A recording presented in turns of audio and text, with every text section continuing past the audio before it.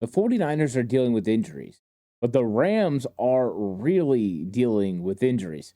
This game is always interesting. You got Kyle Shanahan versus Sean McVay. These teams know each other so well. It's always a big divisional matchup.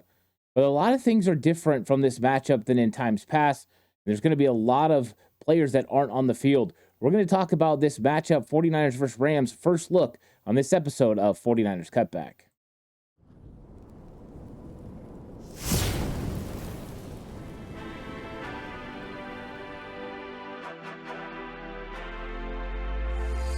From the alley-oop to Kezar to the glory days at the stick. From who's got it better than us to brick by brick. It's always the 49ers way from off-season to game day. Yeah, we talk back. It's the 49ers Cutback.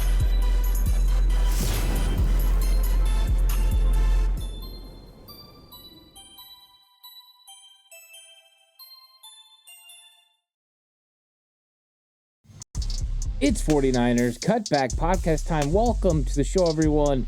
This one's going to be interesting. We're going to take our first look at 49ers versus the Los Angeles Rams. And normally, it's the usual suspects you're talking about. You're talking about Cooper Kupp. You're talking about Matthew Stafford and Aaron Donald. Aaron Donald's retired. Cooper Kupp seems to be headed for the IR. And a guy like Puka Nacua, who came on the scene and made an impact in his first season, he's on the IR as well. But it's not just what's going on in LA when it comes to injuries, but what's going on in San Francisco as well. Christian McCaffrey is on IR, and Deebo Samuel is going to be out for 2 weeks with a strained calf, which happened on the last 3 plays of the 49ers game against the Minnesota Vikings. And so this one is going to take on a little bit of a different feel than I think everyone was expecting coming into the season. A lot of the national pundits were picking the Los Angeles Rams to win the NFC West, kind of moving the 49ers off their throne and taking over. And they were going to be the next best team coming up after what they had done, a pretty good playoff run last year, as far as, pushing the Lions to the limit. But now we're at a different situation where the Rams are sitting at 0-2, and they're dealing with injuries across the board. It's not just offense, it's defense as well. And they're really reeling at this point. A 41-10 shellacking by the Arizona Cardinals was the first loss that they've had against the Cardinals in that building in a long time. 8 straight wins before this. So this Rams team is definitely different than the 49ers were expecting heading into this. And the 49ers are coming off a big loss to the Minnesota Vikings. And the truth is, 49ers did not play very good against the Minnesota Vikings. It was one of those situations where they can never quite get it all together. All the guys executing at one time to have a really significant place. Now, they had some successful drives. They marched more than 90 yards a couple of times. One of those they cashed in on. Another one they did not. So there are some things to pull away from the 49ers loss against Minnesota that could potentially tell you they're not far away from being able to put this thing together. But being without Christian McCaffrey and being without Deebo Samuel is something the 49ers haven't been since 2022. They're going to have to navigate through this. They're going to have to figure it out and see what they need to do to beat this Rams team, which you never take a division rival lightly. I don't care who's on the field and who's not on the field. You got to take it seriously. So we're going to go through, we're going to set this thing up, take a first look, talk about who's playing for both teams, and start talking about how some of these, how the teams have been operating and what's been successful for them so far. Please like and subscribe to the channel if you haven't already. I really appreciate it. If you're listening on audio platform, 49ers Cutback on Believe, please give it a 5-star rating. If you're going to bet with Bet Online. Bet Online is the world's most trusted betting platform and your number one source for everything football. Bet Online is every stat, every matchup, and even live odds and spreads to bet on during the games. You think you know your stuff? Get in on our $200,000 mega contest and pick 5 games against the spread every week for your chance at weekly prizes and a share of $200,000. When the game's over, head on over to our online casino and get in on a game of blackjack or poker or unwind with one of our over 150 slot games. Head to the website today to get in on the action. Bet Online, the game starts here. And one of the first things that I wrote down when I was putting together my notes for this episode was who is going to play. And that's one of the toughest things to figure out, especially when you look at the Rams, who it looks like they just lost Cardi, their kicker, as well. And they're having him dealing with a groin injury. They are just absolutely struggling when it comes to injuries. This reminds me for them what happened to the 49ers in 2020, where it just felt like everyone was getting injured. Now, so far, they haven't lost players for the whole season. That's good news. They did lose a couple before the season, but for the most part, it's guys who are going on IR for a stint. But what's this team going to look like record-wise when players come back? Are they going to be 0-4, 0-5, 0-6? That's going to be tough, and they've got a tough divisional matchup against the 49ers. They just lost to Arizona. Can this Rams team go 0-2 to start in the division? I think it's something that's a little bit worrisome. So let's talk about the injuries a little bit. Deebo Samuel, the calf strain, he's going to be out. So Deebo's been a Rams killer through the years, really dominating a lot of the games against the Rams, and he's not going to be out there. And then when you had Christian McCaffrey, he's had big games against the Rams as well. Rams got to feel good about not having to prepare for those two versatile players. So who's going to be out there for the 49ers? Well, on offense, you got Brandon Ayuk. We'll see what kind of form he gets into. I thought last week was better than week one. So he's progressing nicely as getting reacclimated to the 49ers offense. Yet to get him really involved the way that they did in 2023. But there were opportunities last week. And not just from the fact that you see it on film, which I did see it on film. If you want to check out first half film breakdown, offense, defense, those are already available on Patreon. And the second halves are coming real soon. You can go watch all the breakdown, and it's pretty extensive. Breakdown every play, multiple players. So if you like that kind of stuff, go check it out on 49ers Cutback on Patreon. But Brandon Ayuk was getting open occasionally, and there was opportunities for him to make plays, including a touchdown in this football game. It just didn't work out. So he's got to take another step forward, and with Deebo Samuel and Christian McCaffrey both out, he's going to be considered one of the top two weapons for the 49ers when it comes to throwing the football, George Kittle being the other, and we know how good Kittle is. So they still got weapons. They still got Kittle. They still got Brandon Ayuk. They still got Jawan Jennings, who's been playing really good this season. And, of course, they still got Jordan Mason, who is one of the best running backs right now in the league as far as yards. He's carried the ball 48 times this season, and he's doing a really good job of eating up chunk yards, and he's got 2 100-yard games under his belt, so he's been effective. The 49ers know that they have those guys to count on. Now, when you're looking at defense, 49ers have D. Winters close. He was inactive last week, but he could be coming back, and that'll probably be a help on special teams initially.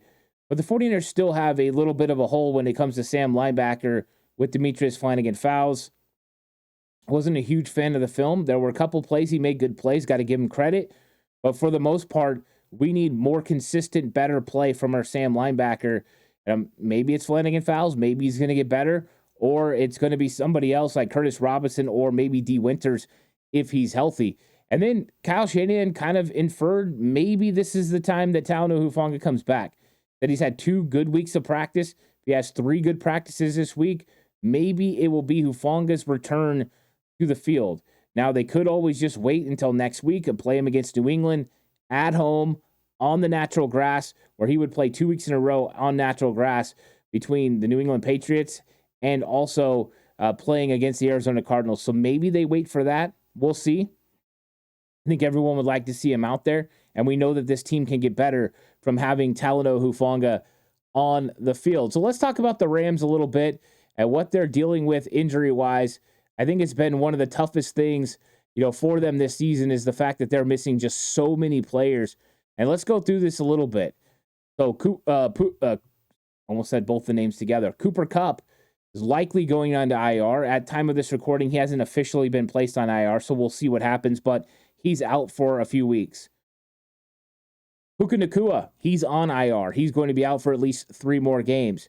Tight end Davis Allen, he's been injured. He's out. Tyler Higbee, the starting tight end, he's on the PUP list. Offensive tackle Joe Noteboom, he's on IR.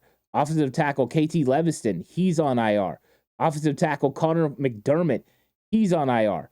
Steve Avila, the starter, he's on IR.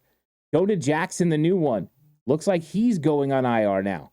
You're talking the two starting interior offensive guards both going on IR. Defensive lineman Laurel Murchison, he's on IR. Darion Kendrick, who was supposed to start at corner, season-ending IR. Trey Tomlinson, season-ending IR. These are cornerbacks. Darius Williams, who they signed after the injury to Kendrick, he's on IR. And then now the new one, strong safety John Johnson, possibly going on IR too. He's going to be out 5 to 6 weeks. It is insane the amount of players that are going to be out for the Los Angeles Rams. I mean, just insane. That list is ridiculous. But when you look at the wide receiver position, with Cooper Kupp out, Puka Nacua out, you're talking about the starters being in the Rams run more 11 personnel, which is 3 wide receivers, one running back, one tight end. They run 11 personnel more than any other team in the league. And their receivers that they're going to have, I mean, right now, if, Kupp's not playing, they have 4 receivers on the active roster that can play in this game. They're going to have to bring someone up from the practice squad. Maybe they have to sign someone. But here's the guys. Demarcus Robinson, Tyler Johnson, Tutu Atwell, and Jordan Whittington. And I know they're high on rookie Jordan Whittington, and he's going to have his opportunities in this football game. But 4 deep at the position is not good. They need to get another guy to come in and play. So we'll see what they do during the week. Maybe by the time this comes out, they will have made a move. But last I checked, right before I recorded, they had not done anything. Now, they do get a little bit of a reprieve when it comes to their starting offensive line, as Alaric Jackson came back from his 2-game suspension. So that will help them a lot. He's going to play left tackle.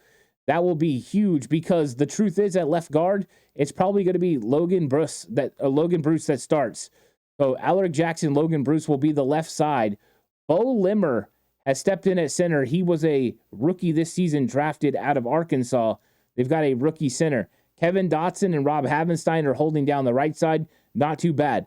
When you look at tight end, Kobe Parkinson, he does a pretty good job. Of course, they had signed him from Seattle. And then they've got Hunter Long. He's the other tight end, with Davis Allen being out. So they're even kind of low there. Kyron Williams, Blake Corum, they're the ones handling the running back position. So overall, when it comes to offense, they're getting a guy back, but that offensive line is absolutely ravaged with injury. Missing Steve Avila, I mean, that's huge. No starting center, that's huge. Just too many injuries at the position. Getting Jackson back is going to be big for that left tackle spot. But you run so much 11 personnel, that puts stress on the offensive line. You also don't have enough wide receivers to go through it consistently. I mean, you have 4 wide receivers right now. That's not getting anyone through a game. They're going to have to make a change there. And of course, we're still going to have to go through their defense, where there's still significant issues. Where you look at the 49ers roster, and even though they're dealing with injuries, you still got your starting quarterback. Now, we got our backup running back in Jordan Mason, but Kyle Juszczyk's a starter. Brandon Ayuk's a starter. You got Jennings. He'll be filling in for Deebo Samuel. And you'll see some Chris Conley as well, especially when the 49ers go to 3 wide receiver looks. Kyle Shanahan said the 49ers are unlikely to bring up somebody at running back or wide receiver. Here's why.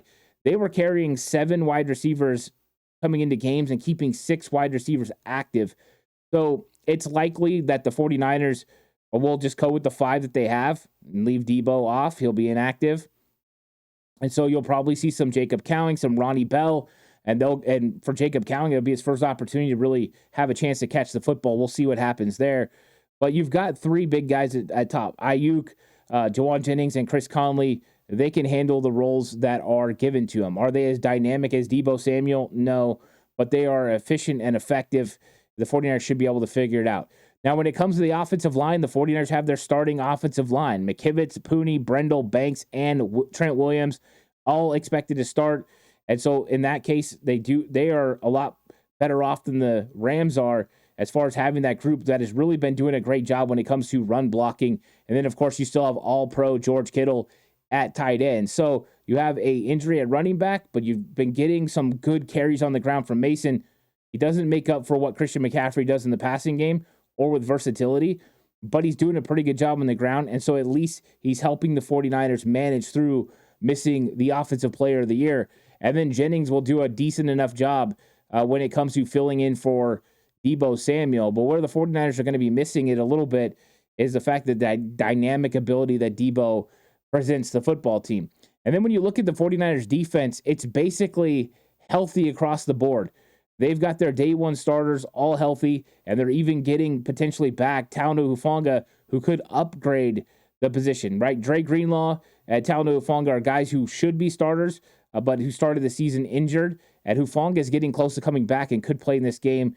That could be huge. We all know Hufanga had a big interception, pick six for a touchdown against the Rams before. So 49ers not missing anything when it comes to their starting unit on defense. But when you look at the Rams, they definitely are. And, part of the problem is you get John Johnson with the injury. And so now they're going to be starting a rookie safety in Cameron Kitchens. You're going to have Cameron Curl. He came over from Washington. He'll be playing the strong safety role. And then John Johnson is going to be out. So it'll be Cameron Kitchens. And that's when you look at the secondary that you start finding that there's just a ton of young players for the Los Angeles Rams that are going to have to play key roles in this football game. So Tre'Davious White, he came over from Buffalo. He was a big off-season signing for the Rams. He's been dealing with not being 100%. I mean, at least he doesn't look 100% to me. He's out there competing. And then you look on the other side at corner, and they got Kobe Durant. But after that, you got a lot of young players. Now, I know Akilla Witherspoon is back in the mix for them. But you're talking about young corners like Josh Wallace and a guy like Charles Woods. And then, of course, they do have a solid nickel corner in Quentin Lake. But they've got so many young players on this football team. But luckily, they're staying pretty healthy when it comes to defensive line. They've got young rookie Braden Fisk and young rookie Jared Verse, both from Florida State. So athleticism personified right there. They're still pretty good on the inside with Bobby Brown and Kobe Turner. And then they got Byron Young, they got out of Tennessee last year. Now, linebacker, a question mark, Troy Reeder and Christian Roseboom. They went ahead and traded away a player, a starter, before the season started, and you wonder if that pays off for them. But injuries all over the place, a very young defensive line. Defense overall for the Los Angeles Rams, and I wonder how that's going to hurt them this season. So those are some things to watch. Now, just some other, I talked about the Rams running more 11 personnel than any other team. Well, right now, the Rams normally would go to 11 personnel and run the football a lot. They wanted to take advantage of the nickel corner and being able to find lanes to run the football. And that right now has not worked out because of the offensive line injuries. Neither one of the running backs have really had success, but really, when you look at the roster and who they've been putting out there, Kyren Williams has been struggling to get anything going. And I don't know how much of it's on Kyren Williams and how much of it's on the fact that they are just injured on the offensive line and not able to establish a running game, which is a welcome sight for the 49ers. Now, the 49ers defensive line has not done terrible when it comes to stopping the run. But the week one, they stuffed Breece Hall. They held him to 68 yards. It was a very effective run defense. And once they got up, they didn't really have to worry about the Jets going back to that running game. Last week, Minnesota was playing from the front, and they continued to run the football in the 49ers. And they continued to try to shove it down their throat as the game progressed, and they did a very good job. So 49ers are giving up 107 yards per game on the ground. Just to show you, they give up only 68 week one. So which 49ers run defense is this? Well, I don't know if we're going to find out against the Rams, but this is one of those opportunities for the 49ers to come in and shut down Kyren Williams, shut down Blake Corum, and put the emphasis on Matthew Stafford and these other wide receivers to get something done, especially with Kupp and Nakua being out of the lineup. Now, one of the things to monitor during the week is which players are going to be elevated or which players are going to be signed to the active roster for the Rams, especially if Cooper Kupp goes on the IR and what that means for this football team. So they've been struggling. Now, when it comes to Matthew Stafford has continued to be very accurate in throwing the football. He's finding his receivers, not a big yardage output, but he's been able to be accurate, get the ball out in a timely fashion, and just continue to be aggressive in the way that he can. I think he hasn't been the problem. I think the problem is he doesn't have his weapons, and he doesn't have a solid run game. And that's making things a little bit more difficult for this Rams offense. We know Sean McVay is a wizard, and he usually comes up with ways to get his offense going. Last year, he really got the run game going with Kyron Williams as the season went on. But this year, without that offensive line, which they have invested heavy into, and without the opportunities to get the ball on the outside to Kupp and to Puka Nacua, I wonder how pedestrian this run game is going to look like. Now, we know that there's probably going to be an emphasis on the run game this week. Try to take advantage of a 49ers defensive weakness in stopping the run, and also take some of the pressure off Matthew Stafford and those wide receivers. So that's going to be a point of emphasis for the Rams this week. But Stafford overall hasn't been a problem. Now, there are some rumors that maybe he's suffered a little bit of a nick. So we don't know how healthy he is, but I do expect him to play in this game. And just in case you were wondering, his backup is Jimmy Garoppolo, who's just come off suspension. He was reinstated with Alaric Jackson. So both of those guys will be back. Now, one of the things I'm interested to see is how Sean McVay plans to handle this offense without its big three weapons as far as passing the football. Puka Nacua, Cooper Kupp, and Tyler Higbee. How will they go about getting the football to these other guys? Demarcus Robinson and Tyler Johnson, who I'm a big fan of. But these are different types of wide receivers and not exactly the guys that are the tremendous route runners like Nacua and like Cooper Kupp. And then the solid player like Higbee. Higbee has given the 49ers fits in the past, and all those guys are going to be out of the lineup. Now, 49ers cannot take the Rams lightly. They have to go out there and execute and act like this is a Rams team that's playing full strength. So I'm curious how Nick Sorensen plans on attacking Matthew Stafford, who is more of a statue in the pocket compared to what they just saw last week from Sam Darnold. Will they go after him? Will they be aggressive? Will they put the onus on Matthew Stafford to get rid of the football quickly? We'll see. Now, last year in week 2 of the regular season, Matthew Stafford took advantage of Steve Wilks playing soft coverage and had a lot of completions in the first half, a lot of first downs that didn't hold up the whole game, but it was an effective way to get through the first half. Let's see if they try to do that. I don't believe Nick Sorensen and Brandon Staley are going to allow these easy, quick rhythm throws from Matthew Stafford. I think they're going to try to take things away early. They're going to try to put pressure on him. They're going to try to collapse this pocket on top of him. And it could be a big game for the 49ers defense, especially if they're able to slow up the running game early on in this game. So I'm looking forward to that. And when it comes to the 49ers, they just have to execute at a high level this week on offense and defense. Execution was a issue for the 49ers last week. And we could say whatever we want. Minnesota played good football. That's true. Brian Flores has a unique defensive scheme, and it presents unique problems. That is true as well. But at the groundwork of this thing is the 49ers didn't execute at the highest of levels. And it wasn't like it was egregious and everyone messed up all the time. It was certain guys messed up certain times, and you just didn't put enough consistency together to where you strung along drives that lasted and were able to be finished off. I talked about the 2 90-yard drives. It was great. One of those ended in a touchdown to George Kittle. The other ended in a 4th down non-conversion on an attempt to get Juwan Jennings the ball in the end zone. The problem is there was 2 plays, 1st and 2nd down, that should have been touchdowns. A throw to Brandon Ayuk, which was open, and it sailed out of bounds. And then a run up the middle for Jordan Mason that should have went for a touchdown, but Banks missed his block on pace. Those lack of execution problems presented a real problem for the 49ers to be able to finish. And I think that's going to be a key in this game. I don't care who you're playing. Make sure you execute, make sure you finish. And if the 49ers can do that in this game, I think they'll feel more comfortable because they got to get prepared for New England. They got to get prepared for Arizona, because just on the other side of Arizona is another divisional matchup against Seattle, and then a big game against Kansas City where they come to Levi Stadium in Santa Clara. So 49ers know they got to get better at some things, and this is a good opportunity to do that and get right against the Rams. But the Rams are not going away. They're going to put up an absolute fight in this game.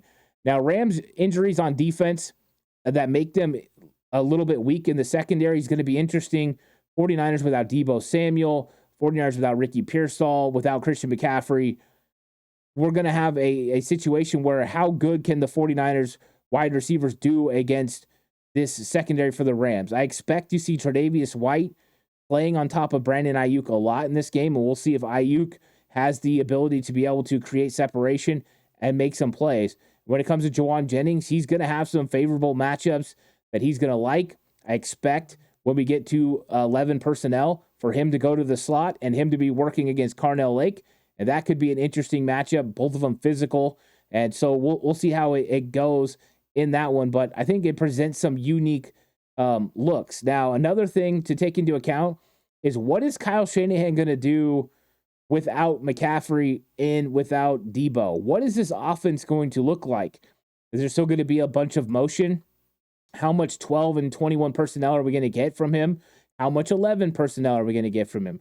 I think this is one of those interesting times where let's see how creative Kyle can be within the offense. I think we're going to get a heavy dose of Jordan Mason in this game and maybe some Isaac Garendo, maybe a little bit of Patrick Taylor, because the 49ers, I know Garendo had one carry. It wasn't good. You should have pressed it further outside. If he would have done that, the hole would open and he would add a positive gain. So inexperience right now from him. And we know that Jordan Mason's going to get a lot of carries in this football game. And part of the reason that we know that is the Rams are currently giving up 197 yards per game on the ground. They have been getting absolutely gashed. Week 1, Detroit gashed them. Week 2, Arizona gashed them. James Conner had a big game last week. And the 49ers aren't exactly a bad football team on the ground. So 5.5 yards per carry is what the Rams are giving up on the ground through 2 games. That is ineffective run defense if I've ever heard it. We complained about the 49ers run defense giving up 107 yards per game through 2. How about that? 197, 90 yards extra per game on the ground. That is not effective. And that's where the 49ers are going to look to attack, because last year the 49ers rushed for 140 yards per game with the best player in the NFL, Christian McCaffrey, carrying the load on those football games. Well, guess what? This year, they're averaging 141 yards per game. They just went against a really good Minnesota Vikings defense that's good at stopping the run, and they were effective at moving the football on the ground. Jordan Mason still had 100 yards rushing, and the 49ers are averaging 4.5 yards per carry on the ground. Pretty good. So I think you see an avenue here where the 49ers are going to look to probably run the football and get things established. This is a good game also to do something they haven't done a lot this season and run some play action, get some boots, get some opportunities to get Jawan, Brandon Ayuk, and George Kittle as part of a flood pattern and allow some easy reads for Brock Purdy. So we'll see what the 49ers do. This could be an old school game plan for Kyle Shanahan, loaded up 21 personnel, run the ball down their throat, run play action off of that, and just try to get the carries for the 49ers up to 35 to 40, shorten this game, play really good defense, and get off the field. I think that could be what the 49ers try to do in this game, as that is a huge advantage for them. So you can see that this matchup is definitely a lot different than we were expecting coming into the year. I thought that this was going to be a really tough matchup for the San Francisco 49ers, with the game being in LA. And I know it's Levi South, but still, you think it's going to be a huge game, and then all of a sudden you look and it's like, oh, they're suffering all these injuries and they're missing all of these guys, and that's really, really not fun. But you still got a really good team. When it comes to the Los Angeles Rams, they still got Matthew Stafford. They still got Kyron Williams. They still got Jared Verse and some guys that are fun up front. But when I ranked these games at the beginning of the year, and just so you guys know, I did an episode. You guys can go check that out. I talked about the toughest games for the 49ers. I had the Minnesota Vikings Week 2 game as the number 4th toughest game for the 49ers of the season. And so this game right here, Week 3, originally I had it number 9. I thought that because they were playing Minnesota, and this was the week before, and that was going to be a very tough game for the Niners, and this was going to be the first divisional matchup, that it might be tough for the 49ers to win this game. But now I think this one would fall a lot farther down. I think this one would be recategorized because there's no Cooper Kupp, there's no Puka Nacua. There's a lot of offensive linemen missing, unfortunately, for the Rams. They're even missing their kicker. They're going to have a backup kicker. It is just tough for Sean McVay and this team. But the 49ers have to do their part. They have to go execute. And this is an opportunity to put the Rams in a danger zone. You go put them 0-3, and they start running the risk of losing a lot of football games, there's a chance that they might be out of this thing before they ever even get started, which means you have one less contender in your division to have to worry about. Looks like Arizona's offense is for real, and they played good against the Bills. They played really good last week against the Rams, and it looks like the Seattle Seahawks are going to compete. Mike McDonald's team is scrappy, able to pull off 2 wins. They're leading the division right now. So big game for the 49ers, and we'll see what they do. So this is the first look, 49ers versus Rams. Of course, I'm going to come out with my tail of the tape. That's still going to come out this week. Be on the lookout for that. Tomorrow, I'm going to be doing the Red and Bold show with Mark, and we've got a lot of interesting questions. He sent me over some topics. It's going to be a lot of fun. Thursday, doing the show with John Chapman. That's 10 a.m. on Thursday. Of course, tomorrow's 2 p.m. with Mark. So those episodes are coming out. Plus, I'm sprinkling in, the tail of the tape. I'm sprinkling in all the key matchups, the game preview show, the Madden Sim. Lots of content coming your way this week. It's going to be fun. Hopefully, the 49ers can get off this losing streak and get back to their winning ways. It's, you always like to turn the page from the loss to the new game, and hopefully the 49ers execute at a high level. Thanks everyone for watching. Please like and subscribe to the channel if you haven't already. I really appreciate it. Of course, this is 49ers Cutback on Believe, and this episode was brought to you by Bet Online. The game starts here. I'll catch you guys in the next one. Until then, stay safe. Remember, the right way is always the 49ers way.